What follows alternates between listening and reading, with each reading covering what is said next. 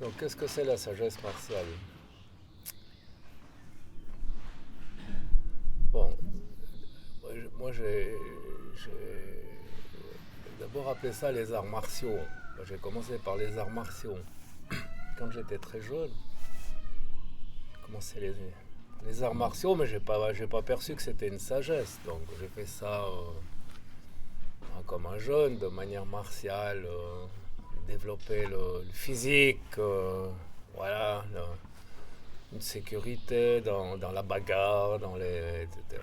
Puis au fil des années, bien longtemps après, donc, en progressant dans cet art, je me suis rendu compte que finalement les grands maîtres avaient dit ce que c'était cette sagesse martiale avec des sentences, comme par exemple toute forme vient du vide et toute forme retourne au vide. Donc je me suis arrêté là-dessus parce qu'on ne s'arrête pas là-dessus pendant les premières années. On fait de la bagarre. Hein. Donc, qu'est-ce que veut dire Maître Funakoshi quand il dit cette sentence-là? Toute forme vient du vide. Donc j'ai médité ces sentences, comme je suis philosophe, que j'ai du temps maintenant. J'ai médité toutes les grandes sentences que j'avais entendues par les maîtres, Funakoshi, Oshima, d'autres grandes personnalités, Ushiba aussi, maître de l'aïkido. Et je me suis rendu compte que finalement, ce qu'il disait, euh, c'était c'était une terminologie très proche de la haute spiritualité, par exemple bouddhiste, mahayaniste. En karaté, en art martial, on parle par exemple d'une notion qui s'appelle sanshin. Sanshin. Donc, sanshin, ça veut dire l'éveil. Mais le bouddhisme, c'est justement la doctrine de l'éveil. Donc je me suis dit, mais c'est pas possible, c'est une coïncidence. Donc on fait du karaté pour s'éveiller, mais le bouddhisme préconise justement de s'éveiller. Donc est-ce qu'il y aurait il y aurait quelque chose de secret là-dedans? Donc est-ce qu'à travers le corps, l'exercice du corps, on arriverait à faire surgir des forces qui ne sont pas directement en relation avec le corps, mais beaucoup plus subconscientes ou inconscientes ou surconscientes, etc., etc. Donc j'ai creusé un peu ces sentences. Et je me suis rendu compte, chose extraordinaire, par exemple dans l'art du karaté, il y a une série d'exercices qui s'appellent les katas, c'est la science de la forme, l'art de la forme, des exercices de gestuels. Et dans notre fédération, on a par exemple 19 katas. Donc j'ai pris les noms de ces katas. Chaque kata a un nom. Et je me suis rendu compte avec stupéfaction que les noms des katas correspondaient finalement à des étapes spirituelles dans la doctrine mahayaniste, par exemple, du bouddhisme, mais aussi du christianisme, mais aussi de l'islam, parce qu'il y a des rapports entre ces grandes traditions, bien entendu, avec une autre terminologie. Euh, donc ces étapes, elles étaient claires. Les premiers katas qu'on appelle chez nous les Heian signifient pacification, nettoyage, clarification. Et dans le bouddhisme, on commence aussi par le nettoyage, la clarification. Ça a un autre nom, mais c'est très similaire au niveau contenu. La deuxième étape, par exemple, c'est le kata s'appelle Basai, briser la muraille. Et dans le mahayanisme, dans le Bouddha, le Zen, vous avez aussi cette idée de casser un écran qui nous sépare d'un autre monde, d'une autre dimension. Puis de fil en aiguille, donc on va vers l'éveil finalement en passant ces étapes. Donc je me suis dit, cette voie, c'est pas seulement une voie martiale, pas une voie de bagarre mais c'est une voie hautement spirituelle avec tout le contenu spirituel et finalement toute la méthodologie pour avancer sur cette voie, méthodologie spirituelle. Donc en pratiquant les katas par exemple, en faisant ces exercices euh, évidemment physiques, euh, on franchit des étapes qui concernent quelque chose qui va au-delà du physique et qui confine à une dimension spirituelle. Alors, après, je me suis dit, mais pourquoi ils ont fait ça, les maîtres?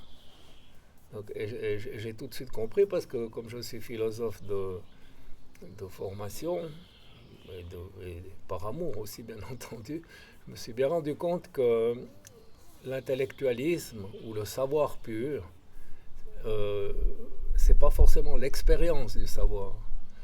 Or, les maîtres de karaté avaient compris qu'investir le corps dans cette quête était capital.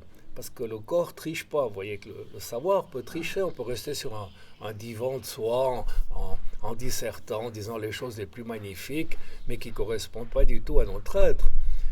Quand vous êtes dans l'activité, dans l'action précise, vous êtes face à l'adversaire, euh, toutes vos forces sont concentrées dans ce moment-là. Il n'y a pas de divagation possible. Vous ne pouvez pas vous raconter des histoires, ni raconter des histoires.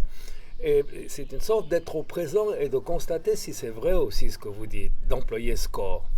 Donc, les maîtres, je pense, avaient vécu ce que moi aussi j'ai vécu par la suite, bien entendu, après eux. Mais les maîtres avaient certainement pensé à une méthode finalement qui rend service au niveau finalement de la self-défense, bien entendu, mais finalement qui oblige l'adepte à s'impliquer totalement dans une action, et cette action va lui permettre de constater avec vérité, s'il le désire, s'il veut voir la vérité, s'il veut se faire face, où il en est réellement. Donc, s'il prétend, par exemple, être un grand sage équanime, hein, voilà, ben, il est tout d'un coup face à un adversaire qui est plus fort que soi. Est-ce que je garde l'équanimité ou tout d'un coup je me sens dilué comme l'eau qui sort d'une baignoire, vous voyez, où je reste vraiment droit, un homme droit face au danger, par exemple. Donc, sur un divan, on peut pas faire cette constatation, c'est très difficile. Le corps en situation permet justement d'assumer cette évolution spirituelle globale qui implique non seulement l'intellect, mais qui implique le cœur, qui implique le corps, qui implique en fait toute la dimension anthropologique dans sa globalité. Donc, à partir de là, j'ai écrit Sagesse martiale, j'ai changé le terme les arts martiaux. Et mon objectif était de démontrer finalement que ces arts martiaux sont plus qu'un art, c'est plus qu'un art, c'est une sagesse, c'est une haute sagesse, c'est la sagesse, c'est la sagesse. Donc bien entendu que l'objectif de la sagesse martiale n'est pas d'aller casser l'ennemi, c'est pas de faire mener une petite guerre contre l'autre, mais c'est surtout de mener une grande guerre contre les ennemis intérieurs, contre soi-même, et de découvrir qui on est. Donc c'est aussi une approche du connaître toi-même. Voilà pour la sagesse martiale. Bon, il y a beaucoup plus de pages que de mots que j'ai dit là, mais dans l'Académie Aurore, il y a je crois que la personne la plus jeune a peut-être 18 ans et la plus âgée a 80. À 80. Donc celui de 18 ans pratique, celui de 80 pratique aussi. Mais bien entendu, c'est adapté aussi à la force physique du moment. Mais ce n'est pas la force physique qui est importante, ce qui est important, c'est que chacun puisse, à travers la gestuelle qu'on pratique, rectifier quelque chose qui est tout à fait personnel. C'est personnel pour chacun. Un va devoir rectifier un geste de la main, l'autre du coude, etc. Mais cette rectification, même si elle est infime, même si pour un sportif de haut niveau, ça a l'air une petite chose, pour celui qui vit cette rectification, c'est une grande chose. C'est un grand moment. Donc, naturellement, cette approche demande un travail constant, la répétition des exercices, mais il n'y a absolument rien de surhumain, de dangereux en termes de bagarre ou de trucs comme ça.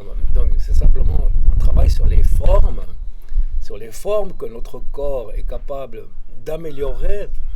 Et grâce à cette amélioration des formes extérieures, il y a en écho une amélioration des formes intérieures. C'est ça qu'il faut comprendre. Donc on peut le faire à tout âge.